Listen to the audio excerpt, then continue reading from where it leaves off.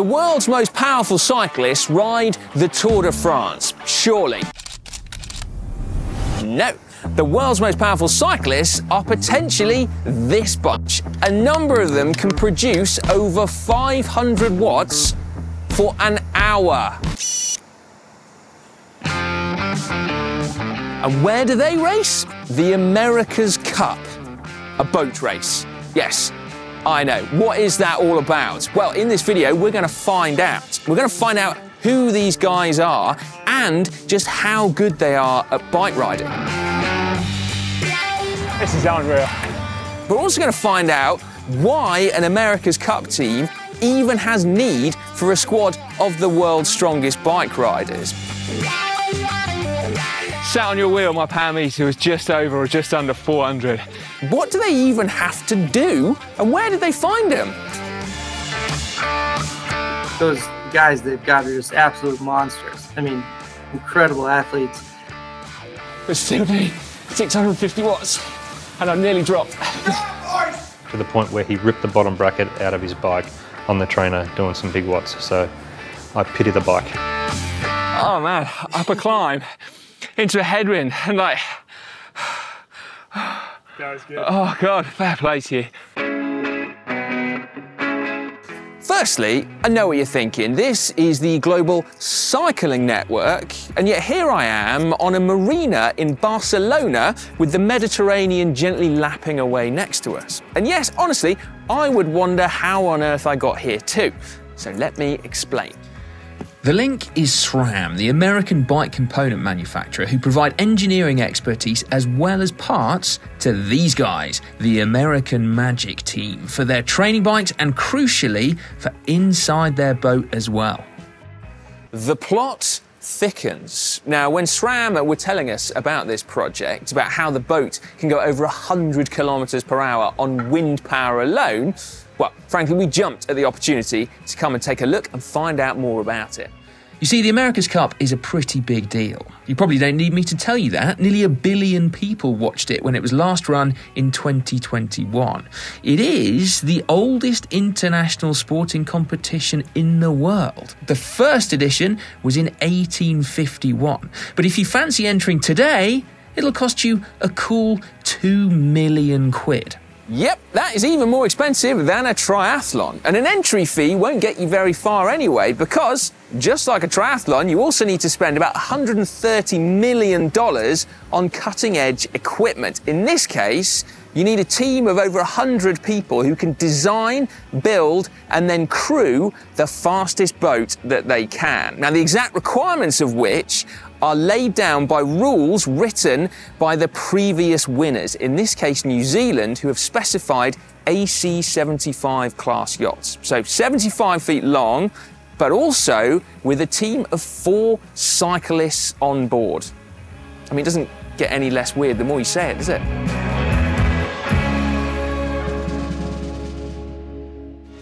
To begin to explain, we're going to first head to the gym, where 9 of the 10-strong team of cyclors, as they are known in this particular trade, are currently mid-training session.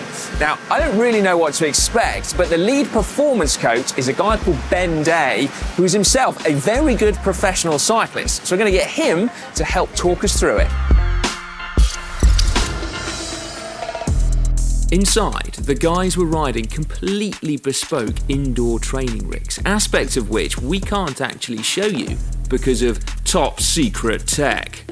As I would come to realise, the America's Cup is so highly competitive, teams need to safeguard every edge that they can. Okay, so Ben, talk me through who we've got in the lineup.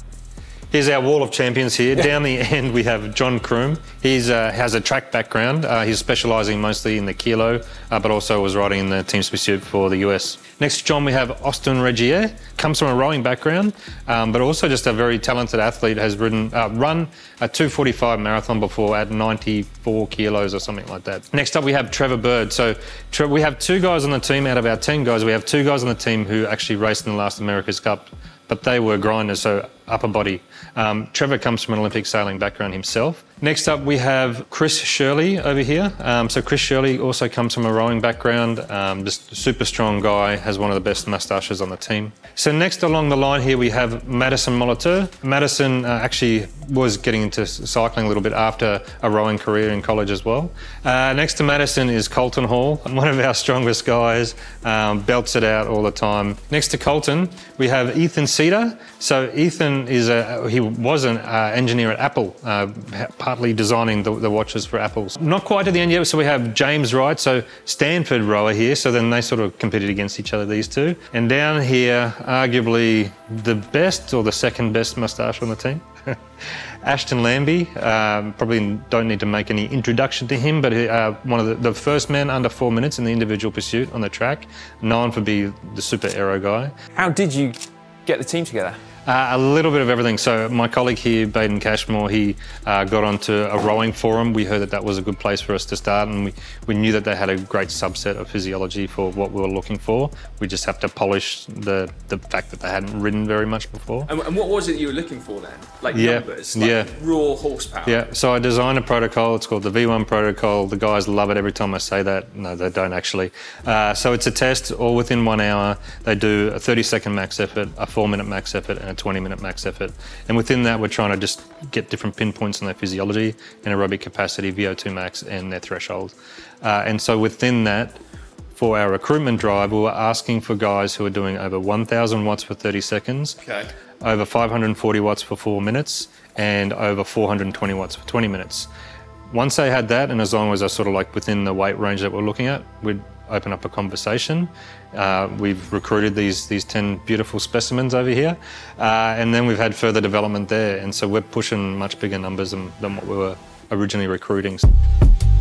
Now, the other side of the gym from all of the indoor trainers, it's about weights. Strength conditioning is a big part of the guys' training programs, not specifically for performance gains. A lot of it is injury prevention. There's some weights here. I think they must be joke weights, because there's one set of dumbbells there that say 140 on there. Like, seriously, no one can lift that. There you go. Maybe that's like a 1 rep max. Okay, so you know what they say about best laid plans and all that? I came here with a very firm idea of how we were going to make this video, and then somehow basically been strong-armed into doing a Zwift race against all these guys. And what's worse, right, is that although I'm on an upright bike, it means they're all lined up behind me, like half-naked Adonises. I'm just going to be sat in front, doing really badly. How am I looking? All right. So what was it then? You say shirts v skins, yeah? Yeah, okay, right. 5, 4, 3, 2, 1.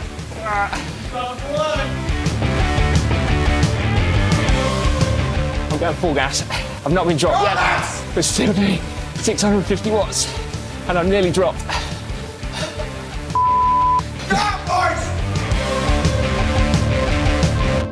450 watts.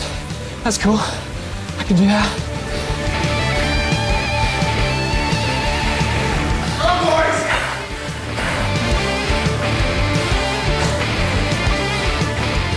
I'm not last yet.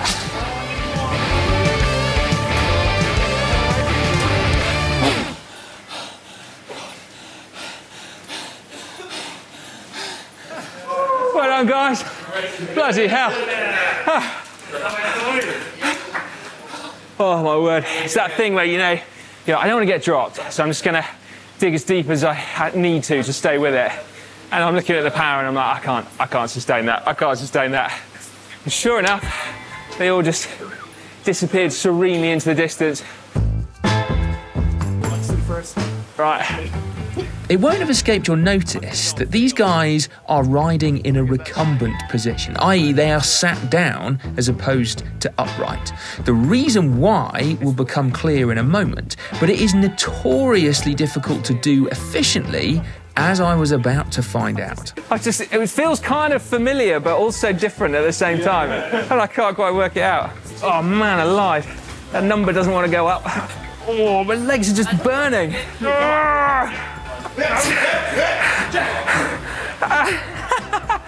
Oh my God, that kills.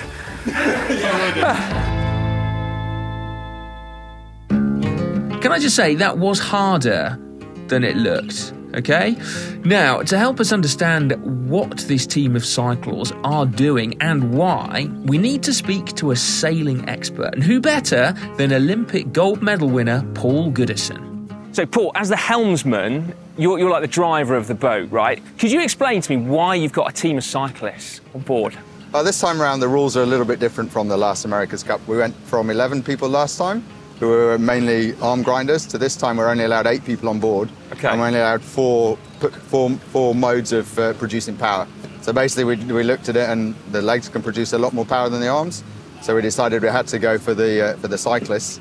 And then it was really a big decision of whether you go for a recumbent sort of cyclist that obviously has got a lower CDA and you can fit them in a smaller box, or whether you go for an upright cyclist and basically push more through the wind because the boat has to be bigger to enclose them more. So really interesting and exciting to go cycling. Yeah, and what are they actually powering? Because, I mean, forgive my ignorance, right? So you're wind powered completely. There's no engine on board, right? But then the hydrofoils are done with a battery, is that right? So everything basically below the water is electronic powered by batteries. So we control the foils and the flaps all by batteries, and anything basically in the air. So the sails, the mast is all produced by or powered by hydraulic pressure. And the hydraulic pressure is produced by the guys cycling into a pump. They can store some energy in an accumulator, or they can direct drive straight from the pump to move all the sail functions. Right, okay. And you with me? I am with you, yeah. And I heard then that effectively the amount of pressure that you can generate, or the amount of power that they can generate, means that you're able to trim the sails more, and therefore you're able to effectively make the boat go faster as a direct result of their legs. Is that right? Yeah, for sure. The more pressure you have, or the more pressure the cyclist can produce, the faster everything moves. And I mean, how long is a race? How long have you got to do your job for, and how long have they got to pedal for? So the racing format is going to be that we have a pre-start. So we enter a starting area with the other boat, and then we basically have 2 minutes of battling in the pre-start to position ourselves before the start. And that's probably the hardest part of the race, because the boat's manoeuvring a lot, and you're not sailing normally, you're just reacting to the other guy and trying to attack the other opponent. And then as soon as the start's off, we have basically 22 minutes of upwind, downwind 2 or 3 laps to complete the race. So the guys are putting in, they're probably averaging 450, maybe a bit more, and some of the hard races for the 22 minutes, and some of the guys are capable of spiking pretty close to 2,000 watts. So wow. It's not easy. No, and you say the first 2 minutes is probably the hardest, so there's no like pacing, it's just... No, there is a little bit of pacing, because they know they're going to smash themselves really hard for 2 minutes, and then it's basically trying to choose when to recover. It's blown my mind, honestly. That's so cool.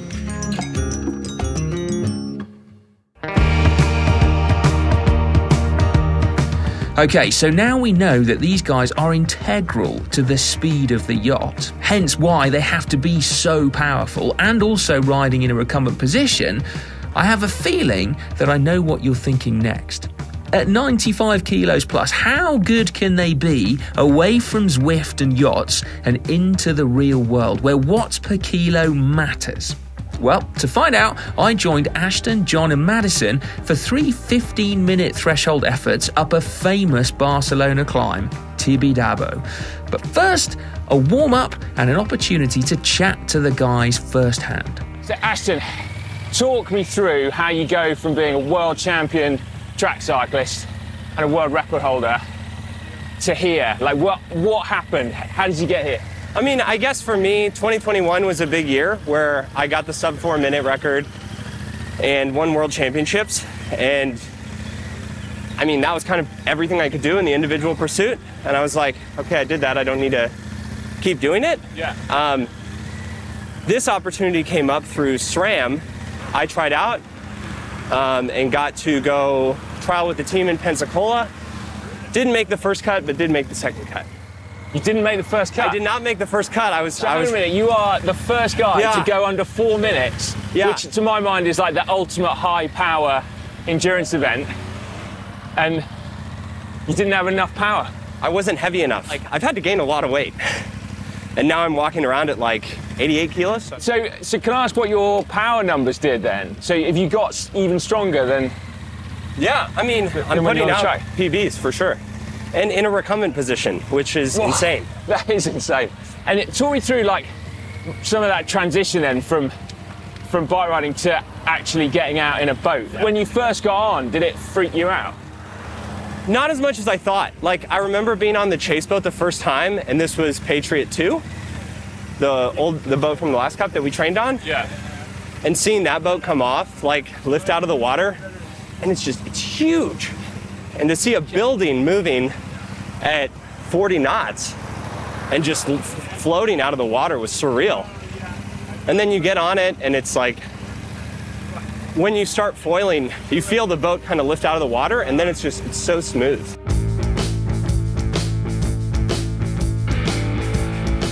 Right, Madison, you have come from a rowing background, right? Yeah. But am I right in thinking that you've also got top 20 in Unbound? Well, in the in the open category, not in the pro category, but I'll take it. Yeah, that's unreal. So you've got rowing creds and cycling credentials. Were you a bike rider before joining up with these guys? Yeah, a bit. So I stopped rowing in mid-2020. I was training to go to Tokyo, and when that got all pushed, I bought a bike. I actually bought a Trek Domani at the Trek store in Berkeley, California, and then started riding in the hills down there, and just got hooked. And you're saying about KOMs, you hold the KOM for this climb, right? Yeah, I think just under 14, but yeah. So 13 something, almost 14. And who did you take it off? I've heard rumors that Sepp Kuss is on the list. I think Sepp Kuss has definitely done this climb, but I doubt he was going after it. But can I ask what numbers you were doing up here for that? Yeah, it was over 500. Yeah, it's kind of in that ballpark. I'd love to chat more like specific numbers in like November after the cup, and then it's top secret for now. Yeah, no risk on my end of telling you everything. I'll show you my training peaks.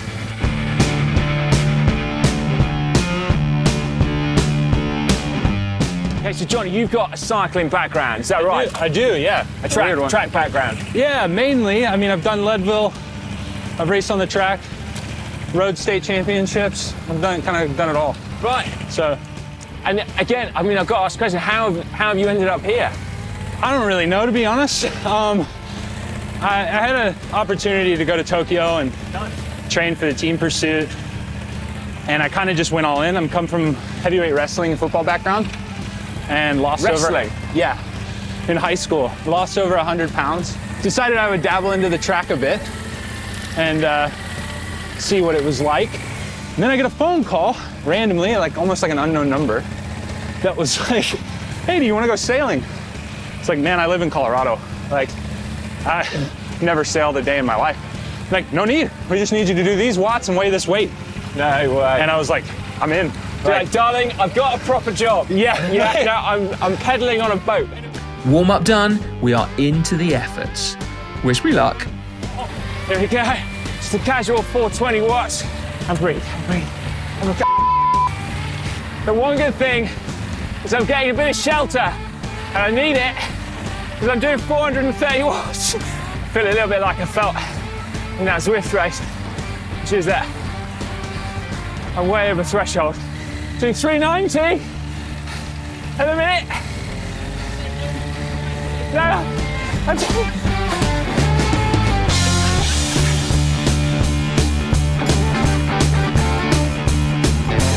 Heart rate, pretty much max.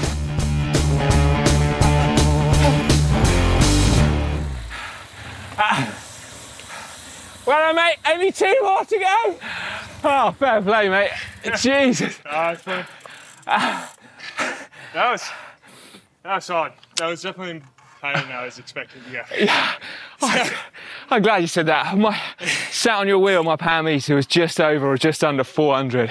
Yeah. And I'm thinking like, oh man, up a climb into a headwind and like, that was good. Oh God, fair play to you. All right, hey. Two more? Two more. I'll catch you up on the descent. Madison had said that morning he'd weighed in at 97 kilos, and he had very nearly ridden me off his wheel. By my reckoning, that was a 15-minute, 500-watt effort. The first of 3 for him today.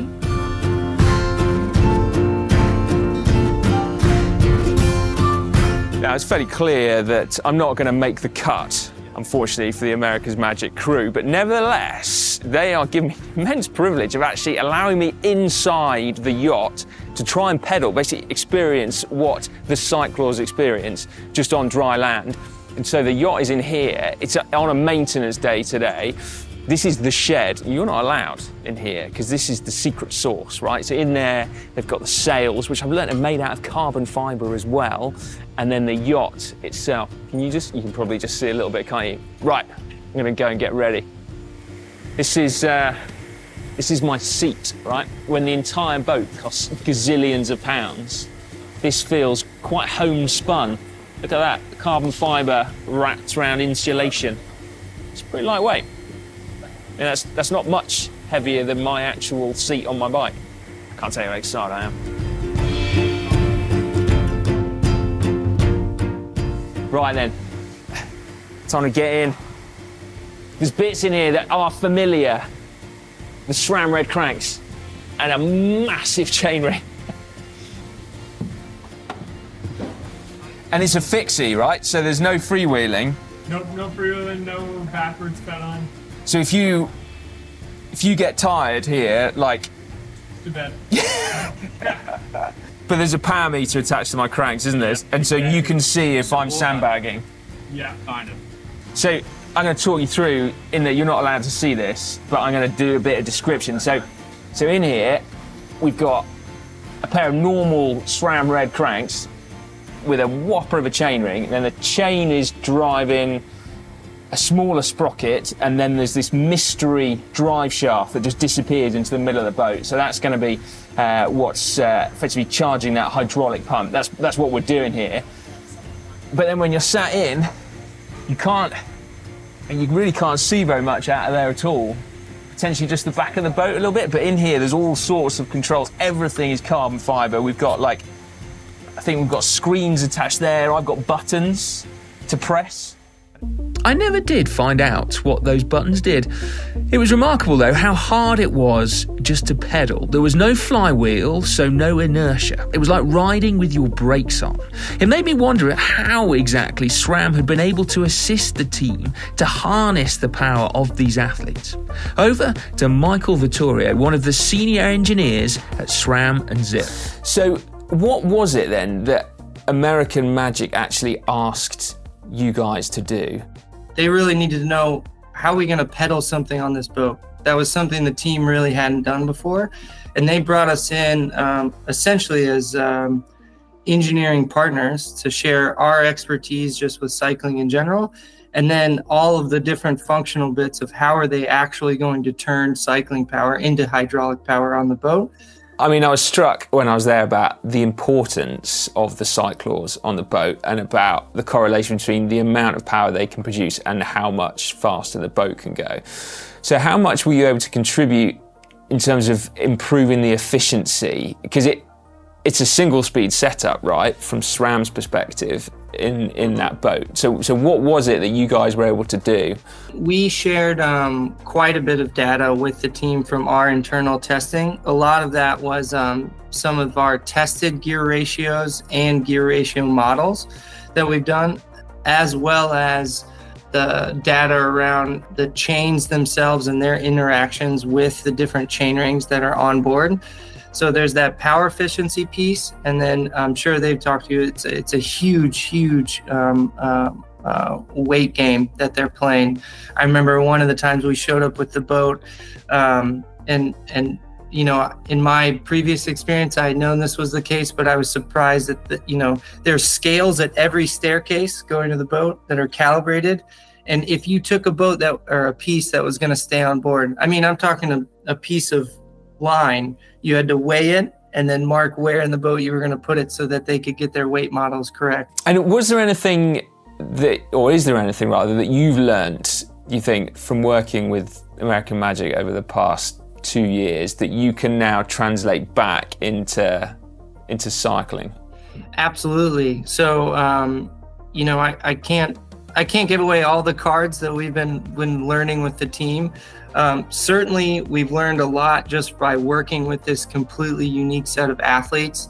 You know, I think some of these guys would put some of the pro peloton to shame with some of their numbers that they're outputting. And so we had a lot to learn from just general loading from them. On the flip side to that, there was a lot they had to learn from just getting in the right rhythm, pedaling dynamics. You met many of them. They didn't come from a cycling background necessarily. So we actually learned, again, how off-vector loading was going to handle in the components. We learned some new wear information. Turns out they use our components in salt water more than anybody else, so some corrosion data was definitely gathered by the team. And then again, you talked about system efficiency. That was something we double checked in. So yeah, quite a bit of data we've gathered in working with American Magic. Honestly, my mind has been blown by all of this, as well as my legs, actually, it has to be said, by the athletes first and foremost. I'd always considered the ability to produce vast numbers of watts for long periods of time, something that comes with years of dedicated training on a bike. And yet here are these super talented guys that are able to produce vast amounts of power, more than I ever thought possible, but yet without a long history of cycling. And yet they're bigger than some professional cyclists. But 5.5 watts per kilo when you're over 90 kilos is unreal. And the conditions that they have to produce that power in are far from ideal. It's heroic, frankly. But then my mind's also been slightly blown by the America's Cup. What an absolute privilege it's been to come and hang out with American Magic. Such a cool team. And again, we've got to say a massive thanks to SRAM for helping to make it happen. I hope you guys have enjoyed this glimpse at another world. Please hit the thumbs up button if you have. Remember as well, the America's Cup runs from the 22nd of August into the back end of October, and it's actually streamed live on YouTube, which is very cool. Very progressive, isn't it? Anyway, there we go. Like I said, hit the thumbs up button, please, if you've enjoyed it. I can't wait for the racing.